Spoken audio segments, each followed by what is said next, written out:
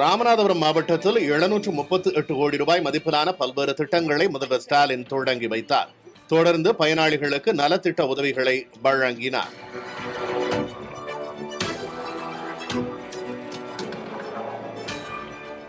விழாவில் உரையாற்றிய முதல்வர் ஸ்டாலின், இலங்கை கடற்படையினரால் பாதிக்கப்படும் நமது மீனவர்களை காக்க மத்திய அரசு எதையும் செய்யாமல் இருந்து வருவதாகவும், தமிழ்நாட்டு மீனவர்களை மட்டும் மத்திய அரசு ஒரு பொருட்டாகவே கருதுவதில்லை என்றும், தமிழ்நாடு தமிழர்கள் என்றாலே மத்திய அரசுக்கு ஏன் கசக்கிறது எனவும் கேள்வி எழுப்பினார். தமிழ்நாட்டிற்கு வஞ்சகம் செய்வதையே மத்திய அரசு வழக்கமாக வைத்துள்ளது என்றும் முதல்வர் ஸ்டாலின் விமர்சித்தார்.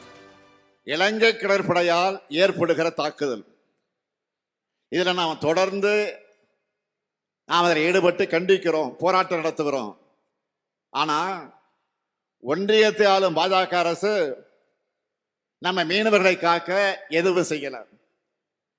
கச்சத்தீவை மீட்பதுதான் சரியான தீர்வாக அமையும்னு தமிழ்நாடு சட்டமன்றத்தில் தீர்மானத்தை நிறைவேற்றி ஒன்றிய அரசுக்கு அனுப்பி இருக்கிறோம்.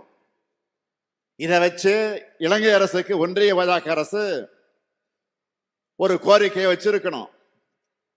அதை செய்யக்கூட பாஜக அரசு மறுக்குது. இதைத் தொடர்ந்து கீழடி அகழாய்வு பகுதியை முதல்வர் ஸ்டாலின் பார்வையிட்டார். இது தொடர்பாக சமூக வலைதளத்தில் பதிவிட்ட அவர், கீழடி திறந்தவெளி அருங்காட்சியகம் வரும் ஜனவரியில் திறக்கப்பட உள்ளதாகவும், திறக்கப்பட்ட 30 மாதங்களில் கீழடி அருங்காட்சியகம் 12 லட்சம் பார்வையாளர்களை கவர்ந்துள்ளதாகவும் குறிப்பிட்டுள்ளார்.